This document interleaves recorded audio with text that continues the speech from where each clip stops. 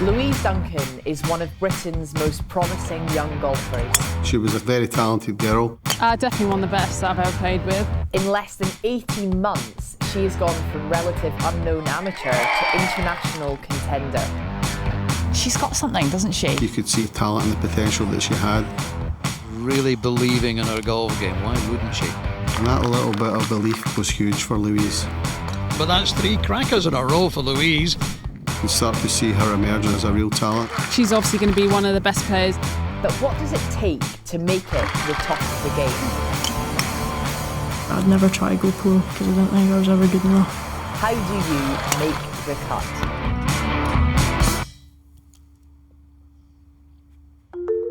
In 2021, Louise Duncan ended a 24-year drought for Scottish golf when she lifted the Women's Amateur Trophy. 2 months later, the 21-year-old took the sport by storm at the AIG Women's Open. Playing against the pros for the first time in her career, the Scot became a home fan's favourite, starting her final round only 2 shots off the lead.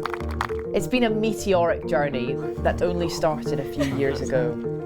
Louise was a very active child. She liked to go out and play all the time. I used to just put her outside to play with her brothers, always had friends round, so she would go out in the street. We stayed in a cul-de-sac, she would go out in the street and play with them, and I think that's where she got her interest in sport from.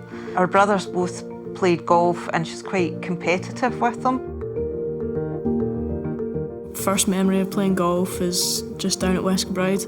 We used to have this Saturday afternoon club where one of the lady members would take a few of us junior girls out. We would go out on a Saturday and play 6 holes with her. I'd say that was kind of my main memory. She was into everything, tried everything as far as I can remember. Even primary school, she was in, I think, the majority of the teams that went. I think it's just a natural talent. She's good at all sports. I think we all kind of started playing golf at the same time. To join West Kilbride, you had to be 10, and it was just a Wednesday night we would come down, there was a junior thing on, and that's how we all kind of started. I can remember some of the members of the club saying to me they'd seen her out practicing or whatever, and they said she's going to be really good. I was nowhere near good enough. I'm pretty sure I came close to dead last. No way did we think that she would ever get to this level. Throughout the years, we've seen some of the girls that she's golfed with throughout the Scotland squad, and they've all started so much younger than her and seem to be doing much better than her, but Louise is stuck at it. Just ultimately progressing every year. I think I got my first Scottish cap when I was 16, so it took a wee while to get there. But Louise's growing commitment to golf had to be balanced with her other responsibilities, including university studies. And there was another challenge that most families do not have to consider. Louise's dad was diagnosed with a very rare form of dementia about 15 years ago.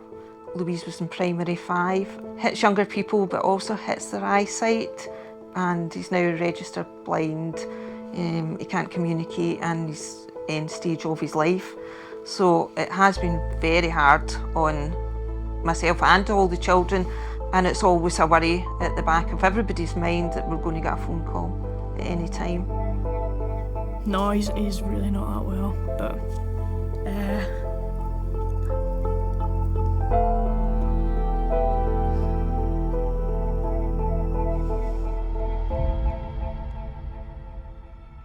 it's made the children grow up certainly much quicker. It's hard on them, very hard on them, watching someone deteriorate so much. These pressures would be a lot for any young person, but for an aspiring golfer, there's a whole other layer of commitment. Looking at how hard that she worked and the skills that she was developing and the way that she was starting to develop new skills and how she was playing the golf club, particularly with the driver, we could start to see her emerging as a real talent. And every night, she would be here in the practice area until dark.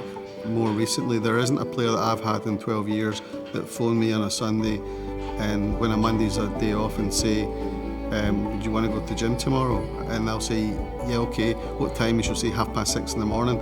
And that's the sort of level of commitment that Louise has got. And, you know, if she continues to do that and make the necessary sacrifices, then who knows what's in store for her.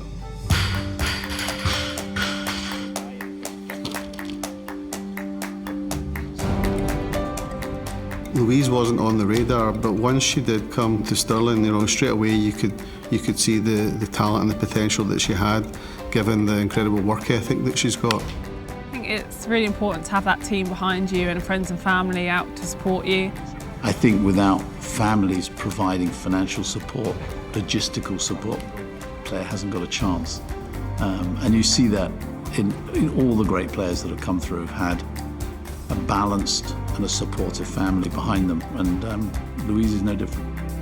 Everybody is very supportive, and she knows if there's something we can do, we will do, even if it's just one of her brothers taking her to the airport, then yeah, we will all help out if we can. Between my mum and my brothers, and then my friends from back home and up at the uni, whether they play golf or not, they're all a huge factor in my golf, and I know that if I'm ever in need of help, they'll always look out for me and help me. I think families are critical. I mean, sport's lonely. Golf is really lonely. You know, it's hours and hours on your own, hitting balls, you know, what does Ben Hogan great say, you know, digging it out the dirt.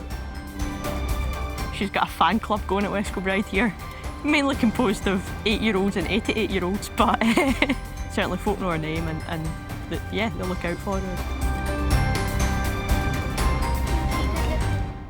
Louise enters her first high-profile competition, the R&A's Women's Amateur Championship, as a relative unknown. Yes, she can. My goodness, that was aggressive. This is a par 73 for the women this week. And oh my goodness, well, she was struggling with the putter early on, but that's 3 crackers in a row for Louise. Going on to a downslope. Oh, goodness me, she's holed it. One more good swing could be enough. Is this it? Louise Duncan, the 21-year-old, a debut in the championship from just along the coast at the West Kilbride Golf Club. This to become the women's amateur champion. Brilliant. What a performance. Congratulations, Louise Duncan sees off the Icelandic Johanna Lee Ludvigsdottir, the first Scottish champion for 24 years.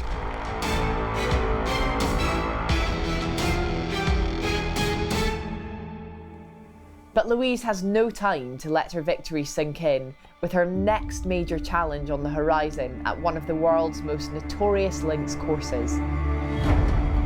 Carnoustie can change, the wind plays a massive factor, the bunkering, it's so well bunkered. You never know what you're going to wake up to on the day, so it can always bring different challenges.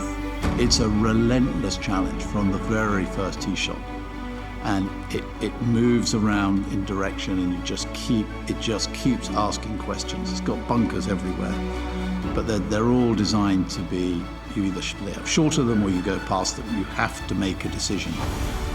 It's an exceptionally demanding golf course. It's arguably set up for championship conditions. It's the toughest links in the Open Championship rota.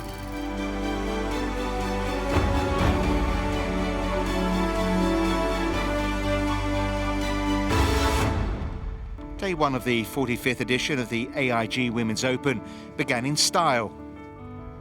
The group that really got the crowds talking featured British hopefuls Georgia Hall and amateur champion Louise Duncan.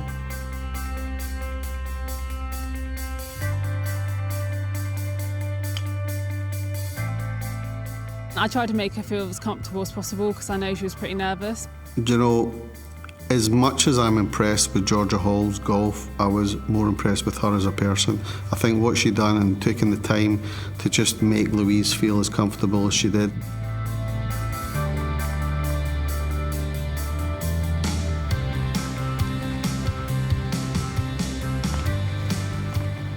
While much was expected of her past champion playing partner, Duncan would have been forgiven for treating this as a day for learning rather than battling for the lead. But the 21-year-old Scots link savvy was on full show. She matched Hall blow for blow, and this eagle from downtown at 14 helped Duncan to her own 4-under par, 68.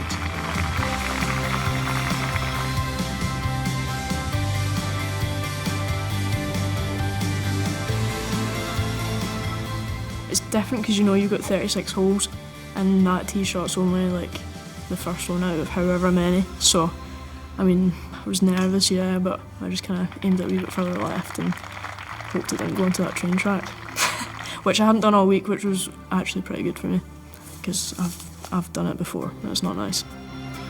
I spoke to her about it, and she said she's never been so nervous on that first tee, but she definitely didn't look it. And we had a lot of fun. It was really nice to see just someone so driven, and obviously a local as well, so she has a lot of crowds following her.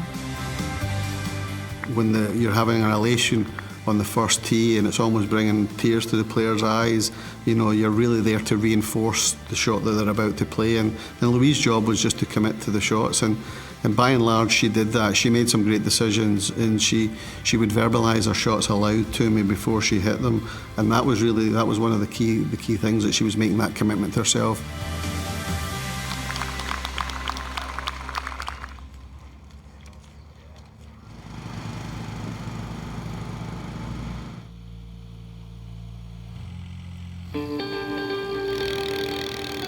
The next morning, Louise manages back-to-back birdies, including an astonishing 30-foot putt. Fans in Scotland are the best, and they're so keen on golf. My friends were all joking about it, like they renamed the group chat Louise Duncan Fan Club. I think it's really important as well when you make your first appearance playing in an Open that you have people there watching you, cheering you on. Even just at the moment, I didn't really hear it, but see, looking back in the videos and the tweets and all that sorts, just to hear like the amount of folk like rooting for me was great.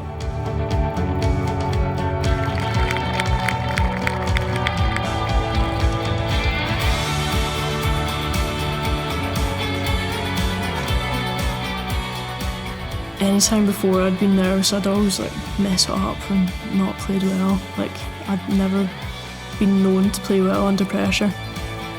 Ian Robertson, who caddied for the women's amateur, he had a big part to play, and you saw the calmness of them both, you know, that's that team effort. But she was definitely carried on by the crowd and the enthusiasm, and we wanted to see the fairy tale.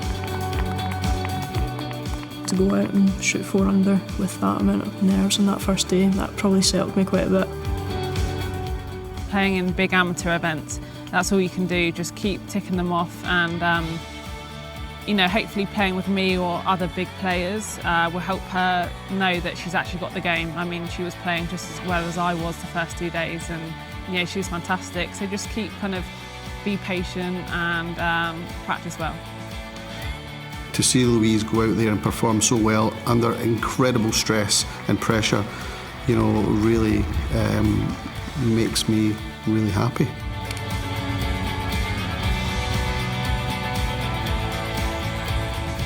By the time she completes the notorious 18th hole, Louise has made the cut. Oh, she's amazing. Such a lovely girl, most importantly, but a great player, and I hope she had a lot of fun out there, and I'm really happy that she made the weekend.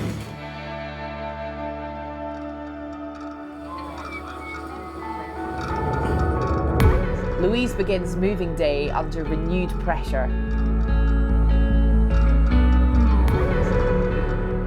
I didn't play well at all those first 10 holes. Like, I think I made an absolute hash of the par 5. I think I hold a nice birdie putt in the 11th, which set me up for the 12, which I hold a nice par putt, and then I started to make my move and just kept on winning holes really from there.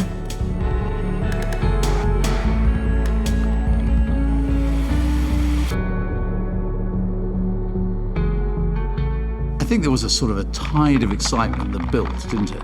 There's always the great story about an amateur doing well at the pro level, and there is something magical about that. I think it was some people thought, well, it was all going to go wrong at some point.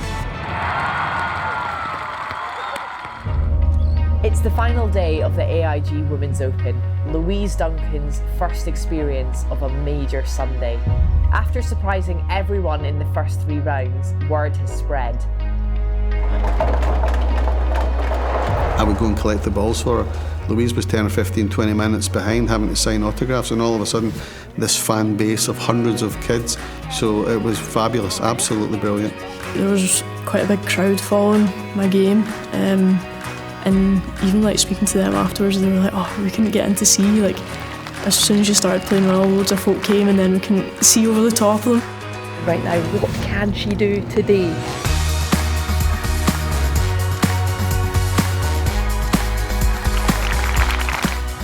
"54 years since the last amateur won a major. She couldn't, could she?" What really makes Carnoustie is the last 3 holes. 3 brutal golf holes. No one is comfortable until they've played those 3 with their round, and those 3 create the history. It was quite emotional actually, you know, and goosebumps 100%.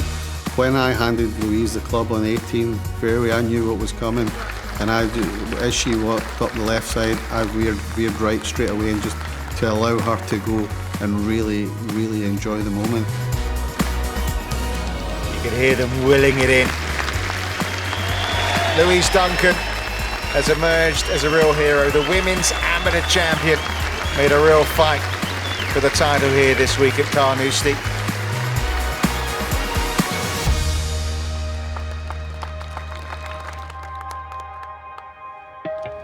I think the Smith Salver is, it's something no one can ever take away from you. You know, you have to make the cut.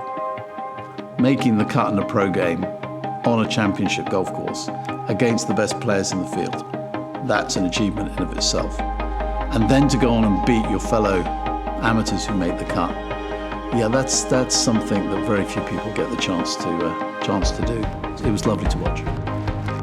With a score of 281, the leading amateur and winner of the Smith Salver is Louise Duncan.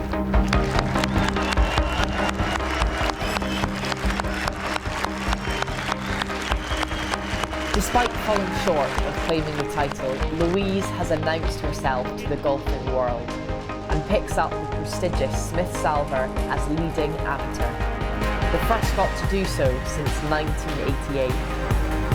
Her top 10 finish secures her spot at next year's AIG Women's Open at Muirfield. You know, she hadn't been used to any of that acclaim, but she handled herself brilliantly. You know, she endeared herself to not just the Scottish golfing public, but the world. And I was getting messages from people that don't even play golf. Our whole family are just going to be immensely proud, and for them to actually, by and large, all of them be there and to experience that journey and the highs and the lows and the emotions and the cheers from the crowd, it made the week just that extra bit special. Cry so much, but never for a good thing. And I think that was just nice to finally have like, a good moment, and for all my friends and family to be there. That was nice. That was just very emotional.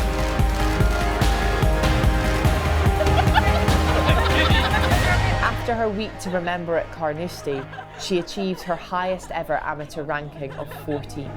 She shot up 356 places in just over 2 months.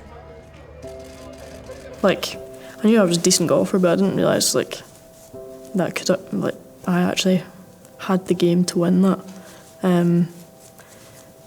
Just not that positive a person, so I would never have thought that I could have won that. You know, she was still incredibly modest after winning, and she would downplay any suggestions of you know, have you ever thought about turning professional?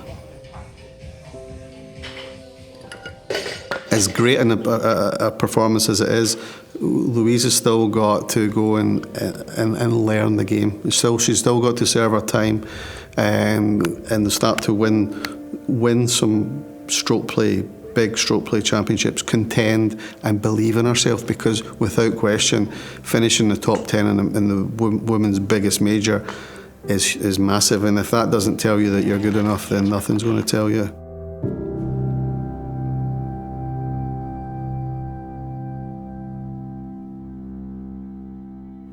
As COVID restrictions start to lift in the UK, Louise sets her sights on the next big challenge, the Augusta National Women's Amateur in Augusta, Georgia. I think just experiences will just help you improve, and also playing in America is very different to playing links courses in the UK. That's something personally took me a year or two to adjust to, even the different types of grass and the conditions.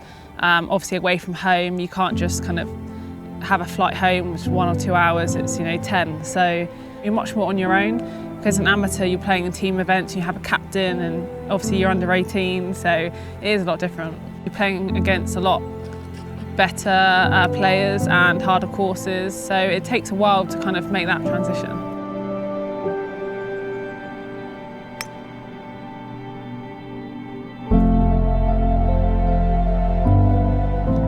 Louise in 22, she's going to get a whole host of new experiences. Getting out to the United States, being familiar with putting on faster greens, playing in the Augusta Women's Amateur Championship is going to be huge for that, but also the preparation leading up to that. And thereafter, she's got the invitation to the US Women's Open at Pine Needles, which again is going to be huge. And the week after that is the Curtis Cup, but it's about her gaining experience and moving up to the next level. You know, the great thing about when you watch a lot of top amateur golf and professional golf is they can all play, and they can all play extremely well. It's those who can manage themselves through the competition, through the adversity, and eke out a score, and it's all about eking out a score. The great thing about playing with the top pros is they just take as minimum number of shots as they possibly can. I think history shows that people go on streaks, they have a run of form. You see players target the majors, but the intensity of playing at the level that you see and you saw in Carnoustie is exhausting. So you just can't do it week in, week out. The stakes are high. This is Louise's first chance to make a mark in America.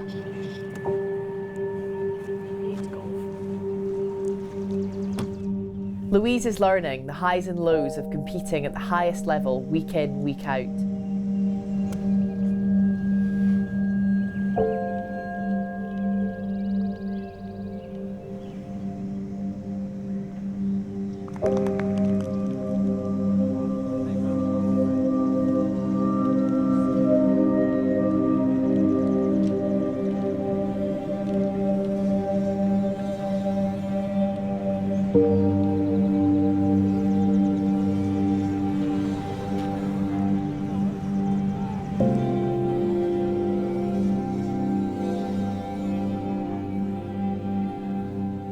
Playing professional golf for a living is very difficult, and only the very limited number make it from the amateur ranks to the professional ranks.